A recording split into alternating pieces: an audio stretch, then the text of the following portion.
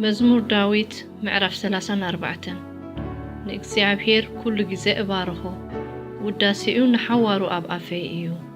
ነፍሰይ ብእግዚአብሔር ክትሕበን እያ ትሑታት እዚ ሰሚዖም ክሕጎሱ እዮም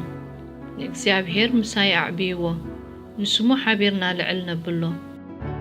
ንእግዚአብሔር ደለኽዎ ንሱውን መለሰለይ ካብ ኩሉ ፍርሃተይ ኣናገፈኒ ናኡ ዝጥምቱ የንጸባርቑ ገጾሙን ከቶ ኣይሓፍርን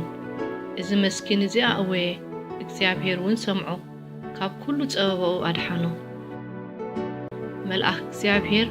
ኣብ ዙርያእቶም ዝፈርህዎ ይሰፍር የናግፎም ከዓ እዩ እግዚአብሔር ሰናይ ምዃኑ ጣዕሙን ረኣዩን ኣብኡ ዝውከል ሰብ ብፁዕ እዩ ነቶም ዝፈርህዎ ገለ ኣይጎሎምን እዩ እሞ ኣቱም ቅዱሳኑ ንእግዚአብሔር ፍርህዎ ኮራኹር ኣናብስ ይስእኑን ይጠምዩን ንእግዚአብሔር ዝደልይዎ ግና ሰናይ ዘበለ ከቶ ኣይጎሎምን ደቄ ፍርሃት እግዚአብሔር ክምህረኩምሲ ንዑ ስምዑኒ ህይወት ዝፈቱ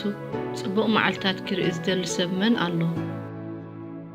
መልሓስካ ካብ እኸይ ከናፍርካውን ካብ ምዝራብ ጥልመት ሓሉ ካብ እከይ ረሓቕ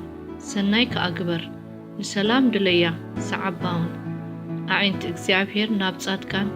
ኣእዛኑ ከዓ ናብ ኣብያቶም እየን ንመዘክርታኦም ካብ ምድሪ ምእንቲ ኸጥፍኦስ ገጽ እግዚአብሔር ናብቶም ገበርቲ እከይ እዩ ጻድቃን ይእውዩ እግዚአብሔር ድማ ይሰምዖም ካብ ኩሉ መከራኦም ውን የናግፎም እግዚአብሔር ነቶም ስውር ልቢ ዘለዎም ቀረባኦም እዩ ነቶም ቅጥቁጥ መንፈስ ዘለዎም ድማ የድሕኖም ናይ ጻድቕ መከራ ብዙሕ እዩ እግዚአብሔር ግና ካብ ኩሉ የናግፎም